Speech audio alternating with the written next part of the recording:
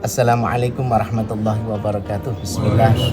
Alhamdulillah wassalatu wassalamu ala Rasulillah wa ba'du. Alhamdulillah, kami dari pesantren Fadlul Fadlan Semarang, pesantren bilingual berbasis karakter salaf di Semarang, bersama para santri, keluarga dalam rangka ziarah ke makam aulia, terutama ke Sayyidah Nafisah dan Imam Syafi'i, mengenang bagaimana Imam Syafi'i ini menjadi seorang aulia, berangkat dari ilmu bisa menjadi terkenal di dunia dan tidak berhenti kenangan itu. Imam Syafi'i adalah seorang anak yatim yang diridhoi ibunya untuk belajar ke Madinah pada waktu itu, anak orang miskin.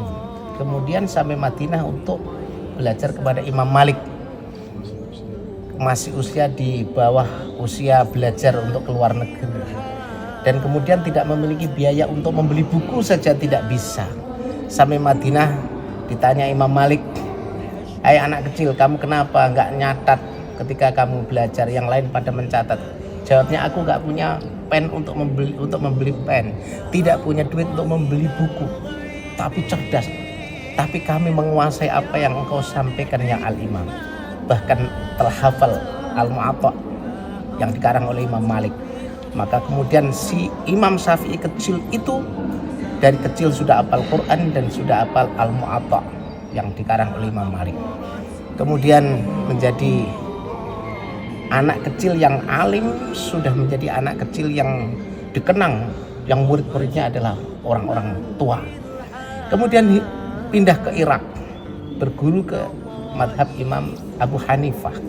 Mestinya Imam Abu Hanifah itu lebih tua daripada Imam Malik, tetapi karena datangnya ke Madinah dulu, kemudian baru ke Baghdad, ke Kufah, ke Irak yang sekarang, untuk belajar madhab Malik. Makanya madhab Syafi'i itu madhab yang paling komprehensif, paling sempurna. Karena apa? Menyatukan antara madhab Malik dan madhab Hanafi. Dikenal madhab Malik itu adalah ahlul hadis dan madhab Abu Hanifah ahli ra'yi. Al-jam'u baina ahli ra'yi wa ahli hadis, inilah menjadi sempurna madhab Imam Syafi'i ini, dan diikuti oleh para ulama-ulama di seluruh dunia, bahkan di Arab, kemudian di Asia Tenggara, hampir semuanya mengikuti madhab Syafi'i. Dan pindah ke Mesir itu menemukan kaul jadid, yang dimana Imam Syafi'i itu dari Irak itu kaul qadim, kemudian ada 19 kaul yang diralat ketika setelah sampai Mesir ini. Ke Mesir juga mau berguru kepada Imam Al-Laits tadi ya, Imam Al-Laits bin Sa'ad.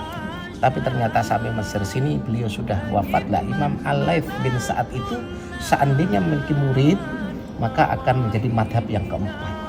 Tapi sayang murid-muridnya tidak menulis kelima ya, akan menjadi madhab kelima. Sayang murid-muridnya itu tidak membukukan karangan-karangan beliau, akhirnya punah madhab itu. Dan Imam Syafi'i ini sudah melalang buana keliling dunia, bukan hanya keliling biasa. Nah, kita ini dalam rangka ziarah ke Mesir sampai nanti kemudian kita umroh, bukan hanya jalan-jalan, tapi kita ini adalah rihlah untuk mencari ilmu, sekaligus tabarukan kepada para ulama-ulama musonef pengarang kitab, yang kitab itu dikaji di pondok pesantren kita, pondok pesantren salaf, sehingga ulama-ulama Indonesia itu mengkaji kitabnya Imam Syafi'i.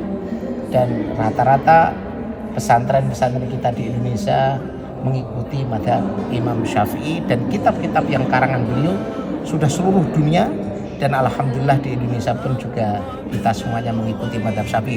Alhamdulillah hari ini kita sudah ziarah kepada Imam Syafi'i. Moga-moga anak cucu kita besok kelak kemudian bisa juga kuliah di Al-Azhar sini dan bisa tabarukan untuk ziarah ke Imam Syafi'i, dan kelak kemudian menjadi ulama-ulama yang sekelas dunia yang mengikuti madhab Syafi'i, menyiarkan ilmu di Indonesia. Amin Allahumma amin. Wassalamualaikum warahmatullahi wabarakatuh.